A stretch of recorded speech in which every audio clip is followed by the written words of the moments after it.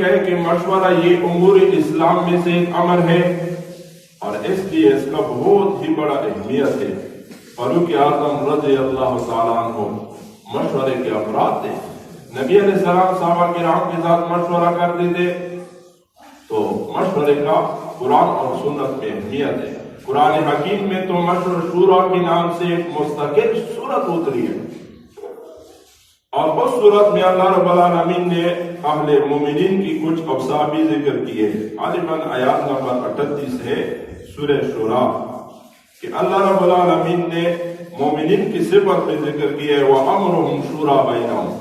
آیات نمبر 36 میں مومنین کے اوصاف میں اللہ رب العالمین نے ذکر فرمایا وَالَّذِينَ يَجْتَنِبُونَ كَبَائِرَ الْإِثْمِ وَالْفَوَاحِشِ، اور ان لوگوں کے لیے جو بڑے گناہوں سے اور بے حیائی کے کاموں سے بچتے رہتے ہیں۔ وَإِذَا مَا غَضِبُوا هُمْ يَغْفِرُونَ، اور جب انہیں غصہ آتا ہے تو معاف کر دیتے ہیں۔ مومنین کا یہ صفت ہے، اور قرآن حکیم نے ذکر بھی کیا ہے کئی جگہ پر۔ ایک جگہ ارشاد فرمایا وَالْكَاظِمِينَ الْغَيْظَ وَالْعَافِينَ عَنِ النَّاسِ، مومنین کا یہ صفت ہے کہ وہ غصہ پی جاتے ہیں اور نفس سے غصہ دباتے نہیں بلکہ معاف کرتے، لوگوں کی قصوروں سے درگزر کرتے۔ واللہ یحب المحسنین۔ قرطبی نے واقعہ ذکر کیا ہے حسین ابن علی زین العابدین سے۔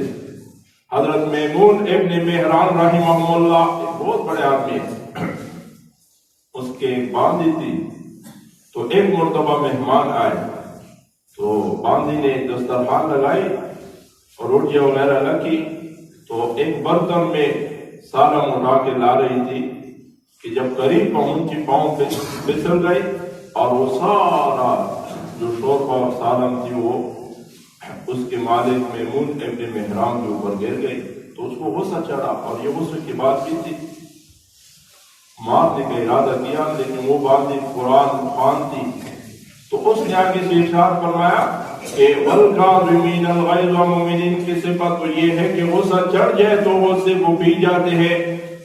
تو وہ بھی علماء اہل علم تھے، اس نے فوراً کہا کہ بس میں نے اپنے غصے کو پی لیا۔ تو اس نے آگے عرض کیا کہ وَالْعَافِينَ عَنِ النَّاسِ، مومنین تو صرف غصہ نہیں پی جاتے بلکہ معاف کرتے ہیں، لوگوں کی قصور سے درگزر بھی فرماتے ہیں۔ تو اس نے کہا کہ قَدْ عَفَوْتُ عَنْكِ، میں نے آپ کو معاف کیا۔ تو آگے اس نے ارشاد فرمایا کہ وَاللَّهُ يُحِبُّ الْمُحْسِنِينَ، مومنین تو پھر احسان بھی کرتے۔ تو اس نے بھی ارشاد فرمایا کہ فَأَنْتِ حُرَّةُ لِوَجْهِ اللَّهِ تَعَالَى، بس اللہ کی رضا کے لیے میں نے تجھے آزاد کیا۔ تو یہاں پر بھی مومنین کی صفت میں ذکر ہوا کہ وہ غصہ آئے تو پھر معاف کرتے ہیں۔ وَالَّذِينَ اسْتَجَابُوا لِرَبِّهِمْ، اور ان لوگوں کے لیے جو اپنے رب کا حکم مانتے ہیں، وَأَقَامُوا الصَّلَاةَ، نماز قائم کرتے ہیں، وَأَمْرُهُمْ شُورَىٰ بَيْنَهُمْ، اور ان کا ہر کام آپس کے مشورے سے طے ہوتا ہے۔ تو یہ مومنین کا صفت ہے کہ آپس میں مشورے سے ان کے افعال طے ہوتے ہیں۔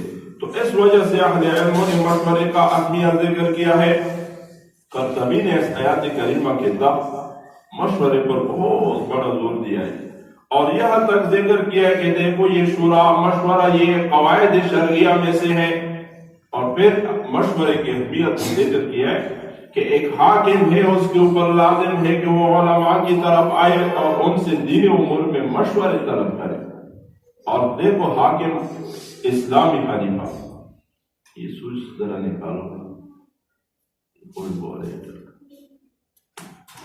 اسلامی خلیفہ ایک تو طاغوتی نظام سے آئے، جمہوری، یہ مراد نہیں ہے، بلکہ اسلامی خلیفہ جو خلافت کے تخت آئے تو اس کا بہت بڑا مقام ہے۔